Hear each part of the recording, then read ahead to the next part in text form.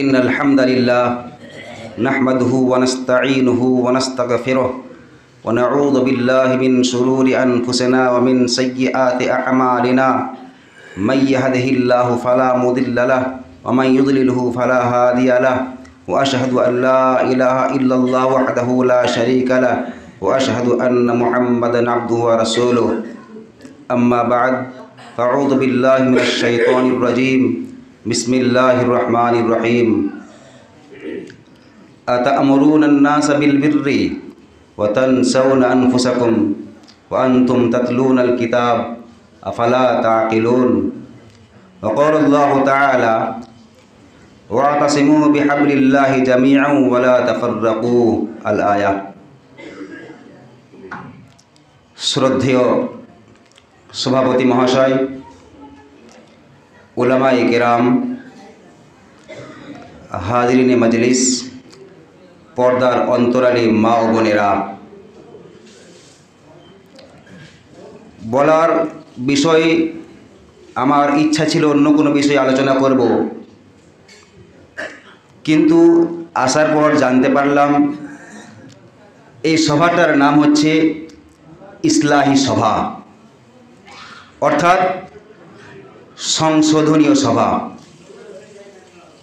किरकम आमादेर माध्यमे जा किछु भूल भ्रांति हय सेगुलोके संशोधन करब, मूल उद्देश्य किन्तु এই सभार ताई। किन्तु दुःखजनक लज्जाजनक आज एकाधिक मानुष जिज्ञेस करेছেন कादेर प्रोग्राम, आज कोन दलेर प्रोग्राम होच्छे, कोन जमियतेर प्रोग्राम। एर आगे বলেছিলাম কোনো এক জায়গায় আলোচনা হচ্ছিল, যদিও আমি প্রায় সকলের কাছে অপরিচিত নতুন মানুষ, আমার বলাতে হয়তো কারো আঘাত লেগেছিল, কষ্ট হয়েছিল, কিন্তু আল্লাহ রাসূল সাল্লাল্লাহু আলাইহি ওয়াসাল্লাম বারবার বলেছেন সত্য কথা বলো, হক কথা বলো। তো এই যে একটা এই সব প্রোগ্রাম কত মূল্যবান প্রোগ্রাম, অথচ মানুষের প্রশ্ন কোন দলে যাচ্ছেন। কয়েকজন মানুষ আমাকে ফোন করে জিজ্ঞেস করেছেন আজ প্রোগ্রাম কাদের। হায় আফসোস, কি লজ্জার কথা, কি লজ্জার প্রশ্ন। যাই হোক, আমরা যদি আমাদের সদিচ্ছা যদি থাকে এই প্রশ্নের সম্মুখীন কিন্তু হতে হবে না, এটা আমার বিশ্বাস। তাই আল্লাহর আমরা বারবার খুতবাতে বলি, বক্তব্যে বলি, আতা'মুরুনান নাস বিল বিররি, তোমরা লোকদেরকে সংশোধনের কথা বলছো, ইসলাহের কথা বলছো, ভালো কথা বলছো। আতা'মুরুনান নাস বিল বিররি ওয়া তানসাউনা আনফুসাকুম, নিজেকে ভুলে যাচ্ছ। লোকদেরকে বলছো সংশোধন করো, ভালো পথে চলো, তোমাদের ভুলগুলিকে মিটিয়ে নাও, আপোষে এক হয়ে কাজ করো। ওয়া তানসাউনা আনফুসাকুম, নিজেকেই তোমরা ভুলে যাচ্ছ। ওয়া আনতুম তাতলুনাল কিতাব, আরে তোমরা তো কুরআন পড়ছো, হাদিস পড়ছো, পড়াচ্ছ। আফালা তাআকিলুন, তোমরা কিছুই বুঝো না, তোমরা অবোধ, তোমাদের মধ্যে সাধারণ জ্ঞান বুদ্ধি বিবেক কিচ্ছু নেই। আবার আল্লাহ বলছেন, আমরা বলি বক্তব্যে বলি, ওয়াতাসিমু বিহাবলিল্লাহি জামিআন ওয়া লা তাফাররাকু, তোমরা আল্লাহর বিধানকে এক হয়ে ধরো, একসঙ্গে কাজ করো, দলে দলে ভাগ হয়ে যেও না। আমি বলি, আমরাই বলি। দেখুন সাধারণের প্রশ্ন কত। বর্ধমানে বিভিন্ন প্রোগ্রামে অংশগ্রহণ করেছি, আমার বাড়ি বর্ধমান, অনেকে জানেন হয়তো। শুধুমাত্র একই কথা, একই বিষয় নিয়ে আলোচনা করেছি, এক হয়েও আমরা এক হতে পারিনি। কাদের ভুল? আপনাদের অবশ্যই কার ভুল নয়। আমরা যারা বক্তব্য দিচ্ছি এতক্ষণ ধরে, আমার তো মনে হয় সব ভুল আমাদেরই। আমরা যদি মনে করি আমাদের সদিচ্ছা থাকে, আমাদের নিয়ত ঠিক থাকে, অন্তর ঠিক থাকে, এটা কি হতে পারে কখনো? এতে কোনো মাফাদ আছে? এতে কোনো ফায়দা আছে?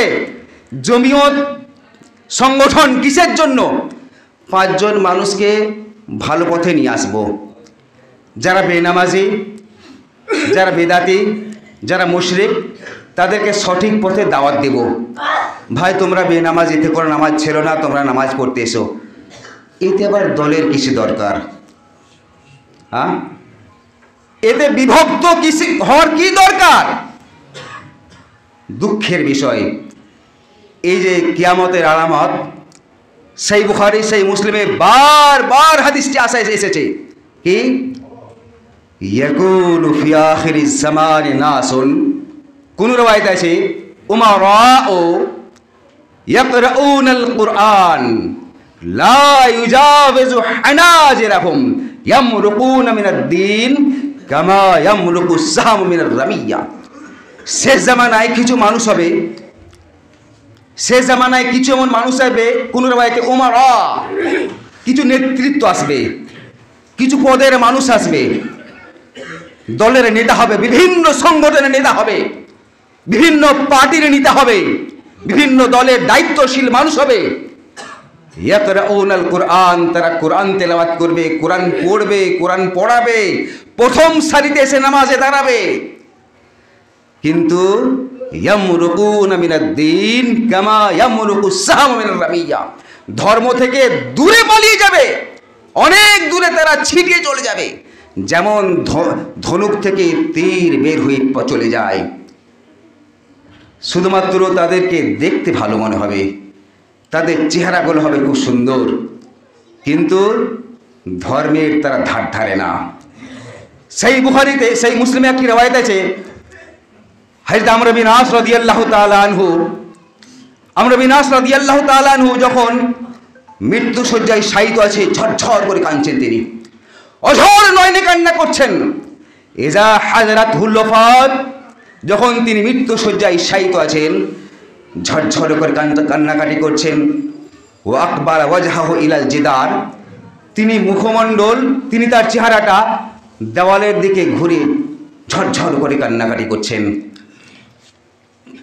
তার একমাত্র সন্তান কলিজার টুকরো জিজ্ঞেস করছে, ইয়া আবাতি লিমা তাবকি, আব্বা আপনি কাঁদছেন কেন?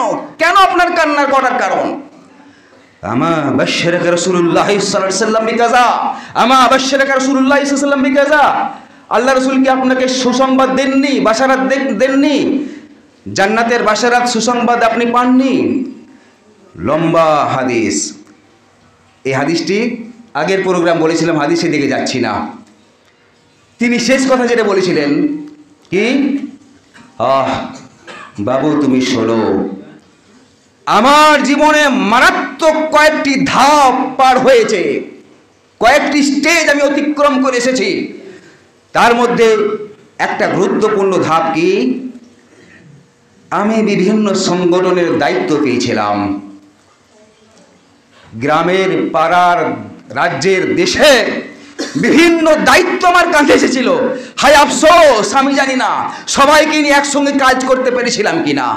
হায় আফসোস, আমি জানি না সবার সঙ্গে ন্যায় বিচার করতে পেরেছিলেন কিনা। ঝরঝর করে কি তিনি কান্নাকাটি করছেন। হাফেজ আইনুল বারী রাহিমাহুল্লাহ তিনি লিখেছিলেন, সত্যি তাই, যে সবাইকে যদি একসঙ্গে নিয়ে কাজ করতে না পারা যায়, দায়িত্ব তার কাঁধে কখনো রাখা ঠিক নয়, সে দায়িত্বশীল হতেই পারে না। তো আল্লাহ রাসূল সাল্লাল্লাহু আলাইহি ওয়াসাল্লামের কাছে কোন একদিন সাহাবা, 2 জন সাহাবা এসেছেন, হাদিসে যদিও তাদের নাম নেই। কোন একদিন 2 জন সাহাবা রাসূলের সামনে দাঁড়িয়ে বলছেন, ইয়া রাসূলুল্লাহ আম্মিরনি। 2 জনই বলছেন, জি আমাকে একটা পদ দেন। উনি বলছেন, জি আমাকে একটা পদ দিন। রাসূলুল্লাহ সাল্লাল্লাহু আলাইহি ওয়াসাল্লাম বলছেন, ছি ছি ছি ছি ছি, তোমরা পদের জন্য এসেছো আমার কাছে? তোমরা দায়িত্ব চেয়ে নিতে আমার কাছে এসেছো? কখনোই হতে পারে না, কখনোই না। যে ব্যক্তি পদের লোভী হয়, যে ব্যক্তি নিজে থেকে পদ চেয়ে নিতে চায়, কখনোই তাকে আমি পদ দিতে পারি না, আর সে পদে কখনো বরকত হতে পারে না। তাই দেখবেন দেশে কত রকমের অশান্তি, হ্যাঁ, শুধুমাত্র বোম পিস্তল বিভিন্ন জায়গায় চলছে কেন? ও বলছে আমি নেতা, ও বলছে আমি নেতা। তাদের তো মাফাদ আছে, কিন্তু আমাদের দলে এখানে তো কোনো ফায়দা বলতে কিচ্ছু নেই, একমাত্র ফায়দা উখরাবি ফায়দা। তাই বলি, আমরা যদি অন্তরকে ঠিক করতে না পারি, কখনোই কিন্তু ইসলাহি সভা আমাদের সফল হতে পারে না। তাই রাসূল সাল্লাল্লাহু আলাইহি ওয়াসাল্লাম বলছেন, আলা ইন্না ফিল জাসাদে মুসগাহ ইজা সালুহাত সালুহাল জাসাদু কুল্লু ওয়া ইজা ফাসাদাত ফাসাদাল জাসাদু কুল্লু। হ্যাঁ, অন্তর বলে একটা জিনিস আছে শরীরের মধ্যে, সেটা ঠিক হলে সব ঠিক, তা না হলে সব কিন্তু বেকার হয়ে যাবে। ইখলাস, একমাত্র জিনিস হচ্ছে ইখলাস।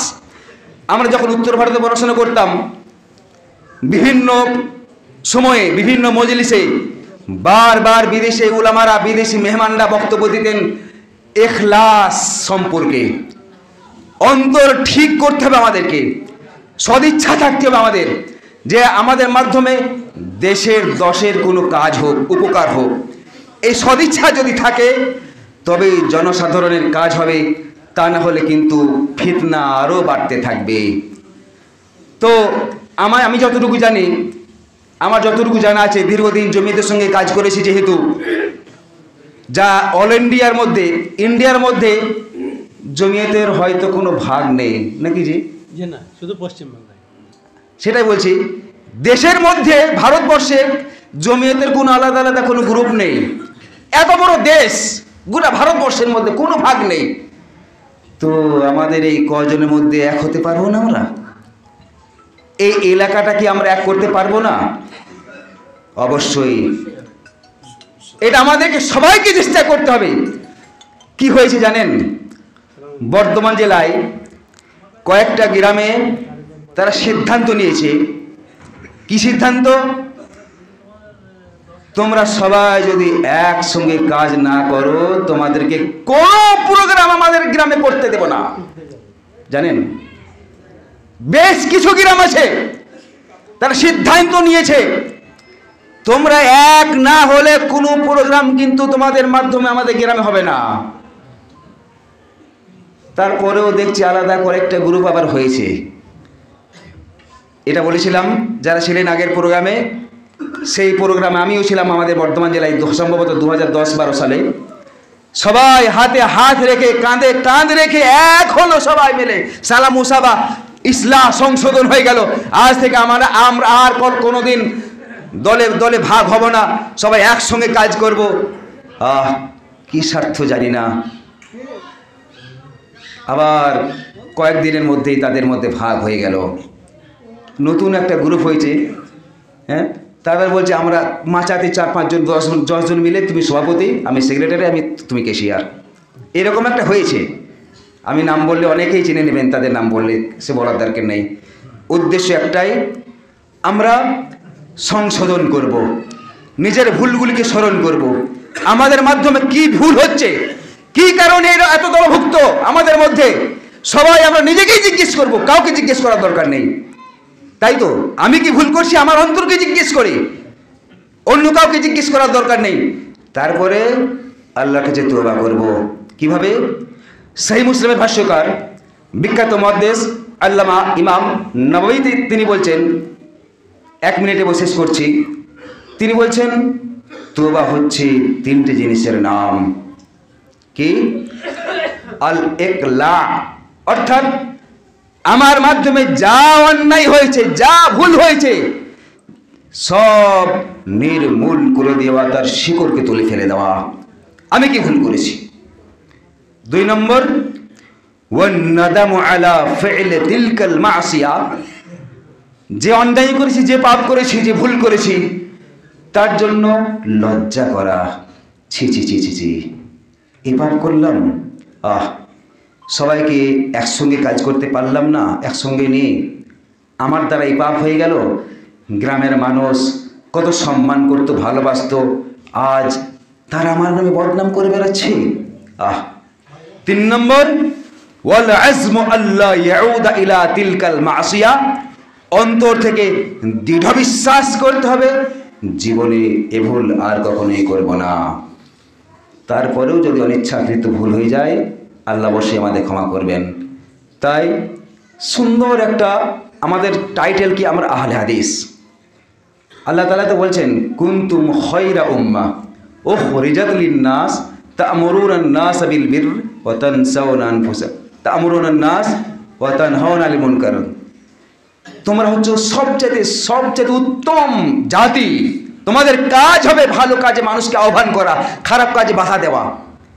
এতে আবার দলভুক্ত কেন হতে হবে? তাই বলি সবাই আমরা আজ থেকেই নিয়ত করব যে আগামীতে যাতে আমরা সবাই এক হয়ে কাজ করতে পারি। আর যারা বিরোধী গোষ্ঠী আছে, জানি না তাদেরকে দাওয়াত দেওয়া হয়েছে কিনা, তাদেরকেও সবাইকে এই ধরনের প্রোগ্রামে ডেকে তবেই সম্ভব যে আমরা একসঙ্গে কাজ করতে পারবো। ওপর মহলে কি করছে দেখার দরকার নাই। আমরা নদিয়া জেলাটা এক হতে পারবো না?